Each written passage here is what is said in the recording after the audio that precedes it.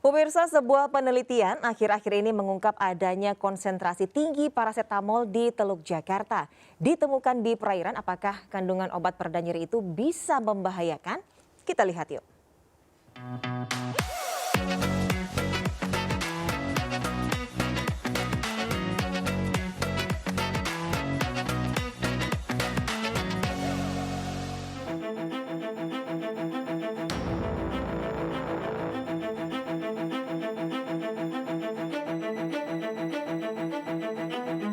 Air-air pabrik sehingga mengalir ke Teluk Jakarta sehingga ikan-ikan kerang-kerang itu memakan obat-obat yang mengandung tidak baik itu akan mencemarkan.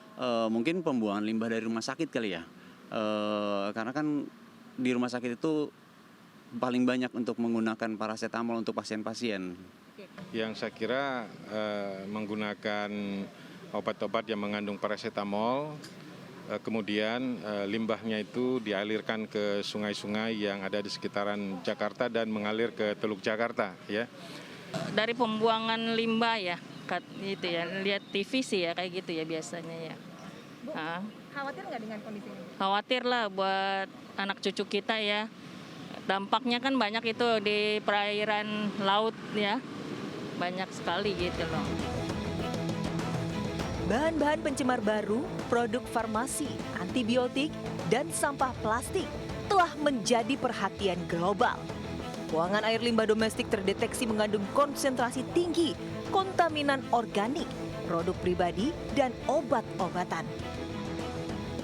Parasetamol yang merupakan produk farmasi yang banyak digunakan masyarakat, belakangan juga ditemukan telah mencemari Teluk Jakarta. Kandungan parasetamol di Teluk Jakarta diungkap oleh peneliti oceanografi dan sejumlah peneliti lainnya.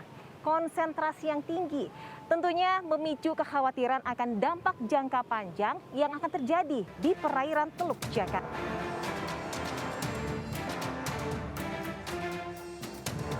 Hasil penelitian Badan Riset dan Inovasi Nasional ditemukan pencemaran parasetamol di Teluk Muara Angke dan Cilincing Ancol, masing-masing dengan konsentrasi 610 dan 420 nanogram per liter yang dapat dikatakan tinggi. Parasetamol di pesisir Teluk Jakarta terdeteksi tidak terdeteksi berkisar antara tidak terdeteksi sampai 610 nanogram per liter. Konsentrasi ini relatif tinggi seperti yang saya tadi sebutkan dibandingkan dengan beberapa perairan di baik di Australia, saya kira sudah ada di Australia penelitian, juga di Korea. Parasetamol dengan jumlah tertentu tidak membahayakan. Namun dengan penggunaan berlebih, parasetamol yang diserap oleh usus akan menyebabkan beberapa masalah kesehatan.